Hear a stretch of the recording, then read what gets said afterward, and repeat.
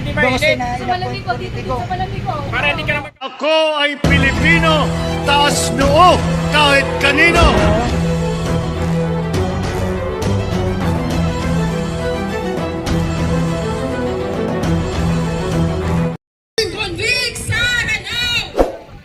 Salamat po, organize this person ito.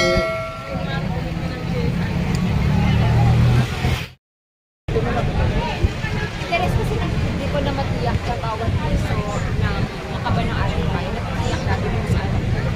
Kaya pag may mga mekanismo na mabagal, naantala, o hindi talaga napapalit kung dapat malaki yung impact ito sa kabuuan na transparency, accountability, at governance. Kaya talaga nakakalawa. Kaya panawagan namin sa mga kababalikan. Patuloy na magbantay at yakin na lahat ng mga team at lahat ng mga ay magbantay. Ma'am, sama ko po ma'am si Ilago ng Gabriela, representative, National Vice Chairman niya. Akala ko po kung gusto po pa na kayo. Dito po, katabi ko po siya ngayon. Ang tatanong ko lang po ay, 12 sa Supreme Court judges ay itinalaga ni Pangulong Rodrigo Roa Duterte. Sa palagay niyo po, itong kanilang naging desisyon ba sa impeachment complaint na kanilang deklara bilang unconstitutional ay nagtumanaw ba sila ng utang na loob at kayo po ba ay sang-ayon o hindi sang-ayon sa kanilang naging hatol? That is hard to say. Mahirap pero kung sa atin lang, doon sa mismo testimony, talagang nagpakita tayo, pagkakasmaya, talagang disappointed tayo ng isa yung smoking. At umaasa tayo na magkaroon parang tayong kalinawan kasi naman natin ang mag-a-appeal, mag-question yung ibang mga parties na ito. Matiyak natin na lahat ng mga mechanisms natin, transparency, accountability, nag-work talaga siya para mahabol talaga natin yung mga keywords at kurang sa atin. At hindi yung parang sa party pa ng mga na-apektuhan ng taong bayan na humahabol sa mga kurang sila pa yung pinapos. Thank you, ma'am.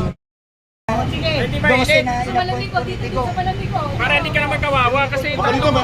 3 oras to. Ano ba opinion sa naging desisyon nila? Mga inuutang tamo sila.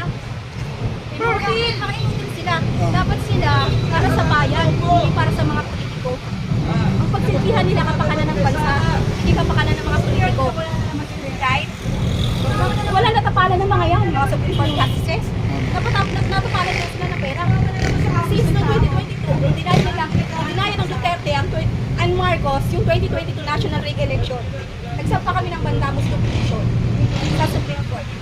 Nautusan ng COMELEC na mag-comply sila dun sa impact resolution na nilabas nila to reopen the ballot boxes in Santo Tomas, Batangas.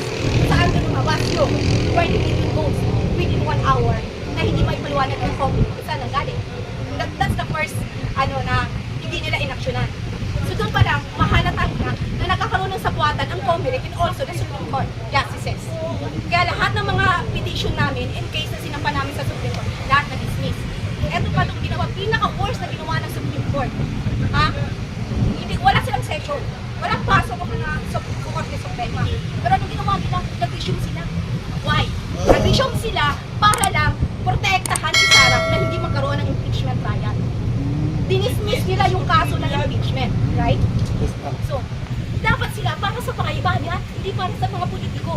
Sobrang na nangyayari sa bansa natin. Grabe na. Ang dami na naghihirap. Pero ang ginagawa ng Supreme Court justices, utang na loob. Kasi sino nag-apot sa Supreme Court? Mas Duterte. Court justices. Ma'am, naniniwala po ba kayo dun sa lumalabas na chismis na may kinalaman si Bongo? What? Na may kinalaman doon si Bongo doon sa kay Lionel? Of course. Of course. Lionel is appointed people. Right? Pero ba, yung kanyang statement, yung kanyang action, diba? Hindi para sa katotohanan. Hindi para sa mga pinuprotektahan nilang politiko. Maganon. Darating ang araw, sisingilin sila ng Panginoon sa ginawa nila sa bayan natin. Sobrang naghihirap ng bansa. Sobrang na. Sobrang na. Ano yung nasasakyan nyo? Nandiyan na sasakyan.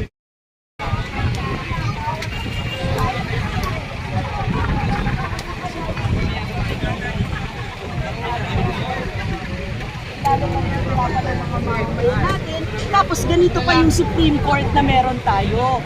So malaki po talaga ang question natin kung bakit ginaganito, no, ang usapin ng pagpapanagot sa isang napakataas na posisyon sa pamahalaan. Ibig sabihin nito, makakatakas din ba yung ibang mga magnanakaw at maglulustay ng pera ng taong bayan na dapat ay inilalaan para sa edukasyon, pagkain, agrikultura, infrastruktura, mga kailangan nating mga mamamayan na talagang makakatulong para sa ating mga mamamayan. Hindi yung peke lang, hindi yung pag inaudit mo, yung pala kung saan napunta.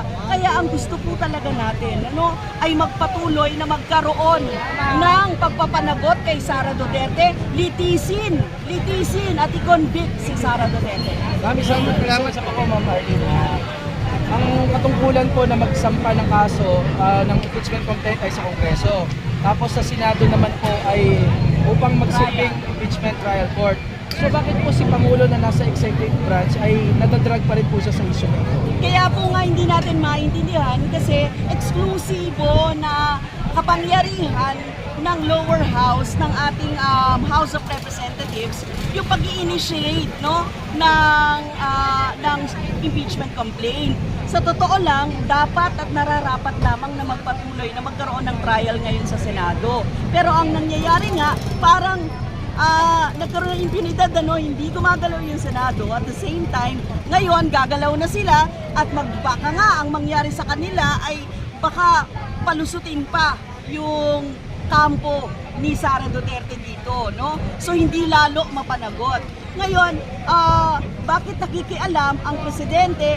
Kaya hindi po natin maintindihan, dapat hindi nakikialam talaga ang presidente. Kasi nga, nagpapanagot ka. Kasi maaaring magpanagot din tayo later on kapag lumabag sa batas ang isang pangulo, ang pangalawang pangulo at iba pang nasa pampublikong opisyal natin. Ma'am, pero parang hindi naman po nakikialam si Pangulo kasi, di ba, siya ay nasa executive branch. Paano po kaya yung na yun? Kasi Sa impluensya, sa pamamagitan kasi ng pag-iimpluensya.